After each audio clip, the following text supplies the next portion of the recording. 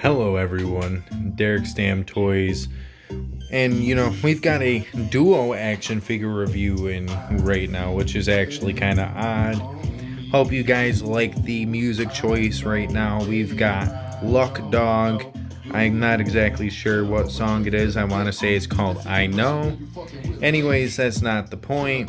What the point is today we've got the Elite Series 50 and 53, Rhyno and Slater, also known as one of the best tag teams of 2016, if you guys were not aware. I love these two as a duo, between Rhyno eating cheese whiz and crackers and Slater bitching about his kids that he's got and having to provide for them. Probably was some of the best storytelling of 2016, if not a little bit earlier. I'm not exactly sure. Was I right? Was it 2016 when these two started doing so?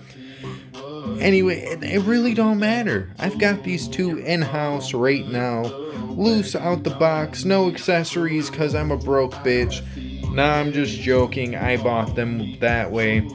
Slater did not come with his shirt for how cheap he was. And the Rhyno did not come with that tag championship as cheap as it was. I don't know. Did the Slater also come with the tag belt? I can't remember off the top of my head.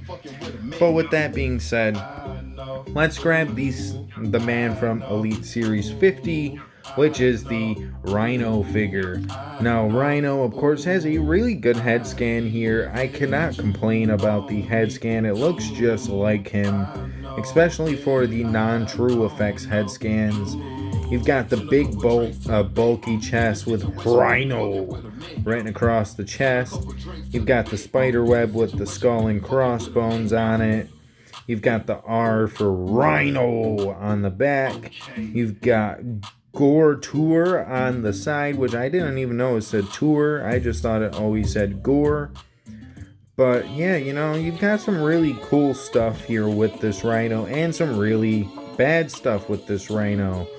Speaking of the bad, this one in particular that I got loose, his hand is looser than a goose. You've also got these big ass arms with these big ass shoulders. I remember everybody complained about these back in the day. So you may ask, why did I go out of my way to get this figure? Even knowing that everything else on this figure is, I'd say fairly good, if not maybe just a little oversized.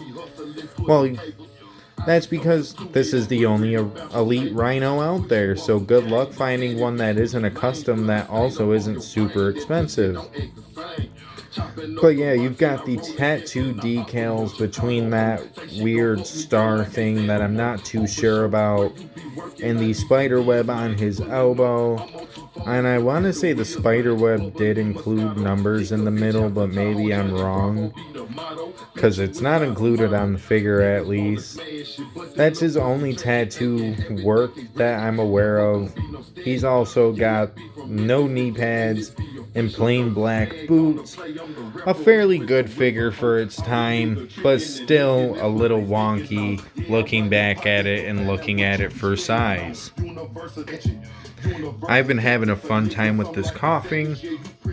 But with that being said, now let's get into the Elite Series 53 figure, which is this Slater. Of course, the head scan looks really good for a modern day Slater. Last I recall, he did not really change this hairstyle up even when he left WWE.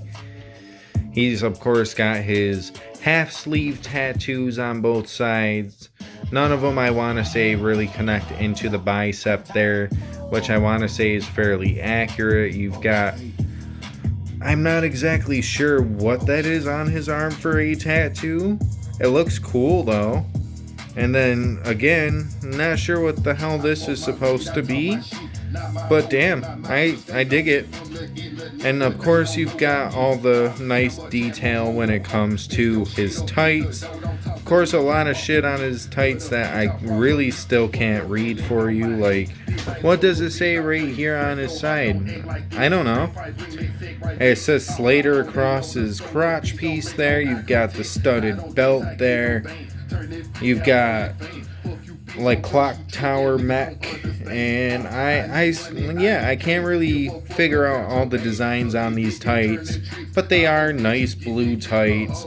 You've got the S for Slater on his boots, which are nice, smooth boots. I don't know exactly what style of boots those are, but yeah, with all that being said, what are my final thoughts on these two?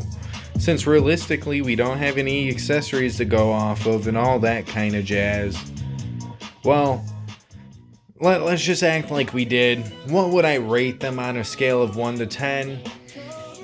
Honestly, the Rhyno itself, I'm going to give a good solid 5, just because the arms and shoulders are very oversized, and I feel like that takes away from the figure itself. Everything else looks good, but those arms are so swole, I would not anticipate them to be on a man of Rhyno size. Maybe I could see that being like a retro Kane, maybe like hardcore Kane or something like that. Even then, though, that still might be a little bit too ridiculous. You could maybe put those on a Mark Henry by chance. I don't know. Maybe, Ezekiel Jackson. But realistically, they just do not work out that well for this Rhyno. But this Heath Slater, honestly, if I had everything, I would have to give him a good solid... We're going to give the Heath Slater a good solid 7 out of 10 here. Good solid figure. Both of them pose fairly well. I just don't like the arm style on the Heath Slater. If you did notice, he's got those weird elbow joint like arms where it kind of looks like the arms should rotate here at the shoulder joint thing. Yeah, shoulder joint at the elbow joint here, but it does not in fact rotate. It was just like a weird design choice that Mattel chose to do for some of the figures back in the day, and so happy they moved away from that. But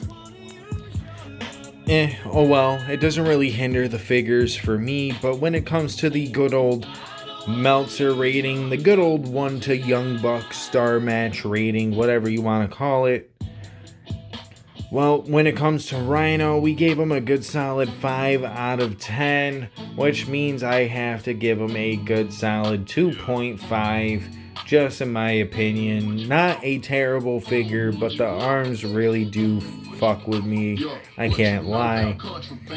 But then this Heath Slater, by chance, I gave him the good old solid 7. We're gonna have to give him a good old solid 3 out of 5 stars. I won't go any higher or lower than that.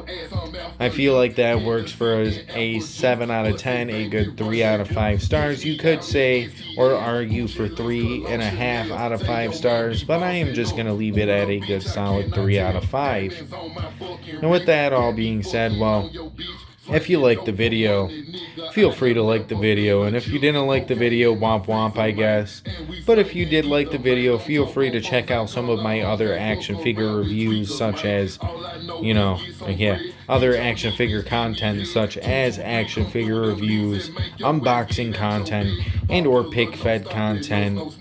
If you would also like to, feel free to subscribe. After all, it is free to subscribe. We're on the road to 300 figures, 300 subscribers. I probably own more than 300 figures at this rate.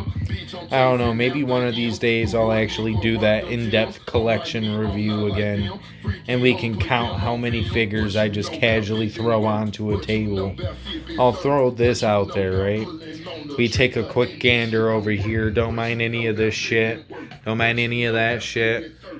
That is all from the Battle Royal so far, so don't mind that. But yeah, with all that being said, I think we can sign out of here. So feel free to do all that stuff, and have a good rest of your day, night, evening, whatever the case may be. I don't know, because I am not in your time zone, but we are gonna get the hell out of here. So deuces, ooses, yeet.